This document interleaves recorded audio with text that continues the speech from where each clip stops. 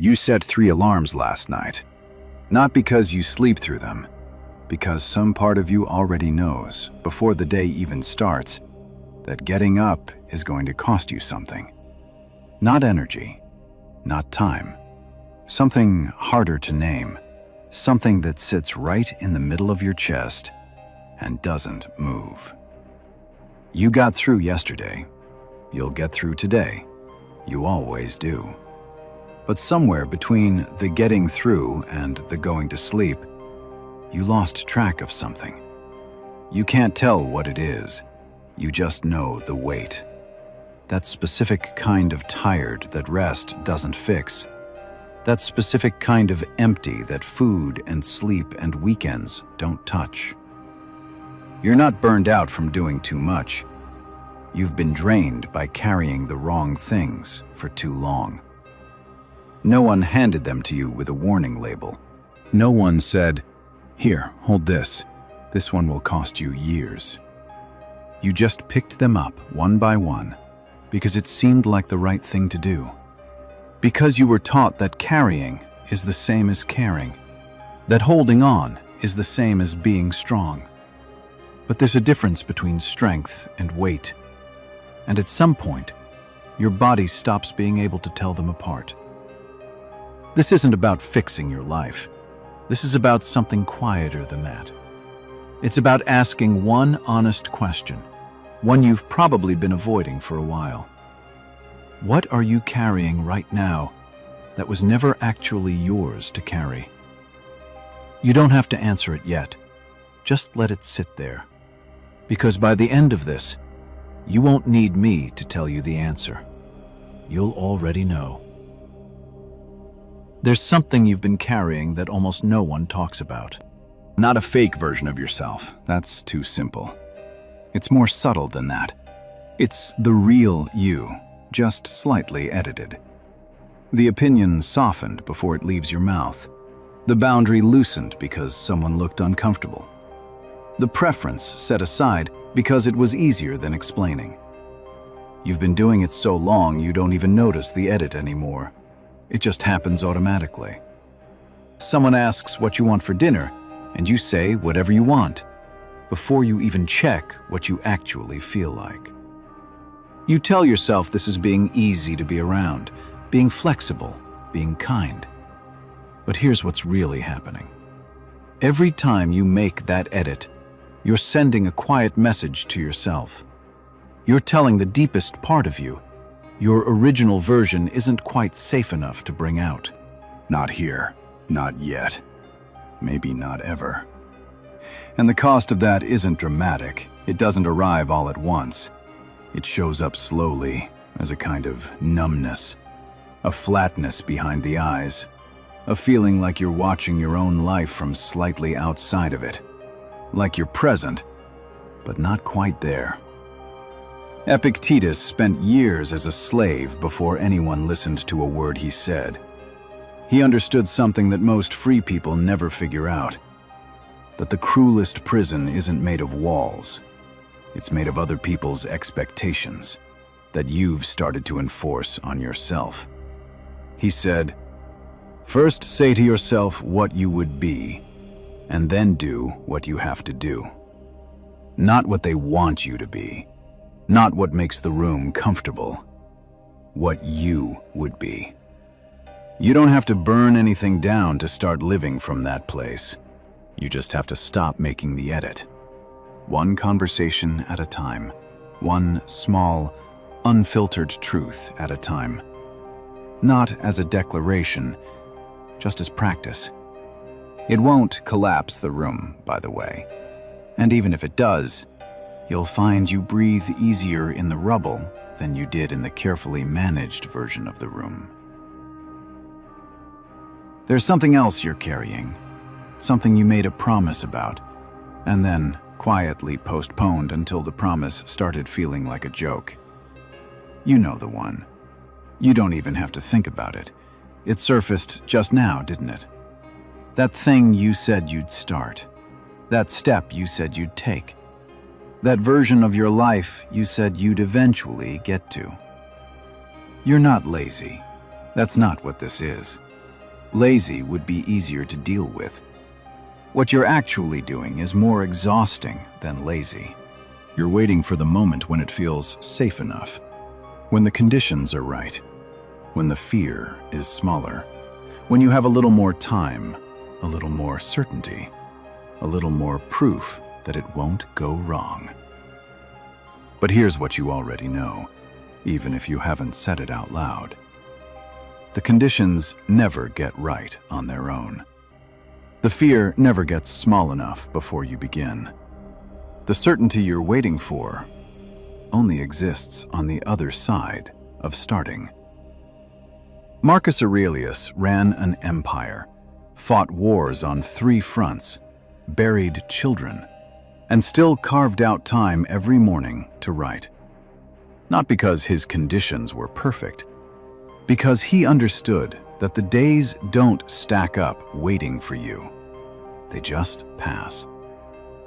He wrote to himself, not to be published, not to be remembered, just to stay honest in a life that was pulling him in every direction. And one line he kept returning to was this: "You have power over your mind, not outside events. Realize this, and you will find strength, not comfort, strength. Strength specifically for the thing you've been delaying. You don't need a better plan. You need the first step taken badly. Because a bad first step in the right direction is still movement. And movement is the only thing that makes the fear smaller. Not thinking about moving, not planning to move. Moving. What would you start today if you knew the only thing waiting on the other side was more clarity than you have right now? Not success, not a guarantee, just clarity. Start there.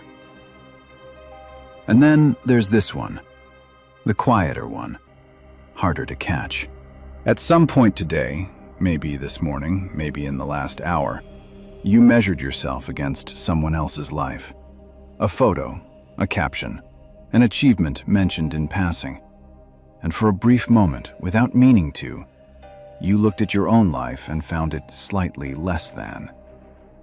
You didn't decide to do this. It just happened. The way it always happens, fast, automatic, and quietly devastating. And the strange thing is, it wasn't even a fair comparison. You were comparing your insides to their outsides, your full, complicated, behind-the-scenes reality to their highlight, their best angle to your most honest one. You do this, and then you carry it, all day sometimes, that slight diminishment, that low-grade feeling of falling behind in a race you never agreed to enter. The Stoics called this false value. Attaching meaning to things outside your control, outside your character. Status, appearance, other people's timelines. And the antidote isn't telling yourself to stop caring. You know that doesn't work. The antidote is asking a different question every time it happens. Not, how do I measure up, but measured by what? By whose standard? Built for whose life? Because you are not running anyone else's race. You never were. You just forgot that for a moment. And that forgetting is the only thing that ever makes comparison sting. The moment you remember you're building something specific, something that fits your actual nature, your actual values, your actual time, the comparison stops having teeth. It doesn't disappear, but it stops biting. There's one more thing, and this one might be the heaviest. It's the story you've been carrying. One specific memory, maybe, or a handful of them. Moments where things didn't work out, where you tried and fell short, where you were wrong about something you were certain about. You didn't file those moments away and move on. You kept them. And somewhere along the way, they stopped being things that happened to you and started being proof of something. Proof that you're the kind of person who doesn't quite succeed. The kind of person who tries but ultimately falls back. You know the feeling. The one that lives underneath the ambition. The one that whispers, "But remember last time?" Here's what Seneca understood that took most people their whole lives to see. The obstacle and the lesson are the same thing. Not metaphorically, literally.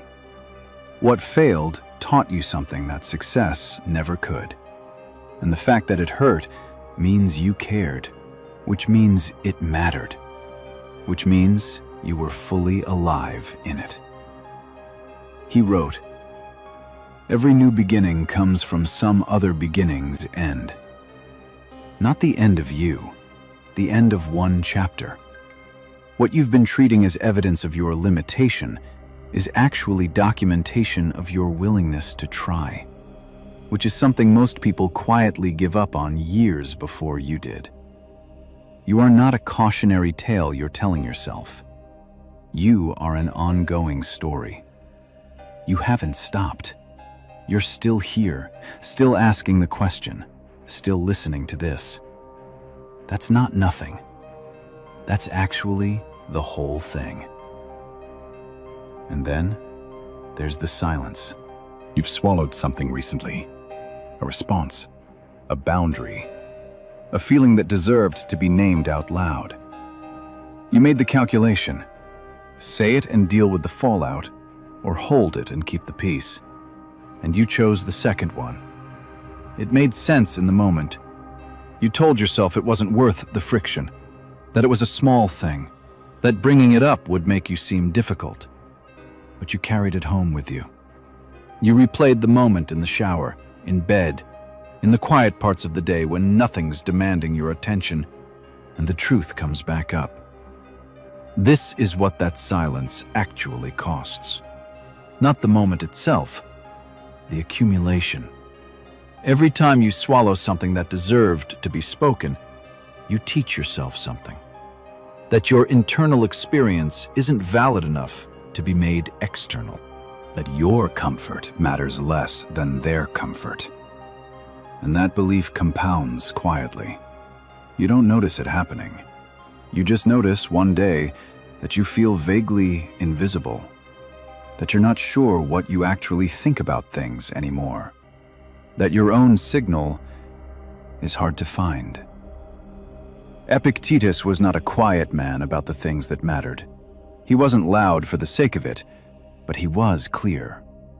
He understood that the voice you suppress doesn't disappear. It turns inward. And an inward voice with nowhere to go becomes the one that narrates your worst fears at 2 a.m. You're allowed to take up more space than you've been taking. Not aggressively, not as a performance, just accurately. As much space as the real you actually occupies. The next time something deserves your voice, try not making the calculation. Try speaking from the thing itself. See what the room does. See what you do when the room does it. Now, here's what happens when you start putting things down. You don't become someone else. That's the fear underneath all of this, that if you stop carrying the weight, you won't know who you are without it. But those things aren't load-bearing. They're just heavy. When you put them down, not all at once, just one at a time, you start to feel the ground under your feet differently. Firmer, more yours. Conversations get cleaner. Decisions get faster. You stop rehearsing things before you say them. You stop checking whether you're allowed to want what you want. It doesn't feel like a transformation. It feels like returning. Like finding a room in your own house you'd forgotten was there. One that was always yours. That no one can take. That doesn't require performance to stay in. You don't need to rename yourself. You just need to stop paying rent on spaces that were never meant to house you. So here's where you are right now. Not where I want you to be, where you actually are. You're tired. Not because your life is wrong, because you've been carrying things that were never yours. A version built for approval, a promise traded for delay, a comparison that was never fair, a memory used as verdict, a voice held back past the point it wanted to speak. You pick those things up one at a time. You can put them down the same way. Not today, necessarily. Not all of them. Just one. The question you've been sitting with through all of this: what are you carrying right now that was never yours to carry? You don't need to answer it to me. You don't need to say it out loud. But I think you know what it is. You've known for a while. Put it down. Not dramatically, not with an announcement. Just quietly set it on the floor and take a step without it. See how far you get. That distance, that first step without the thing you've been dragging, that's not the end of anything. That's the first honest day you've had in a long time.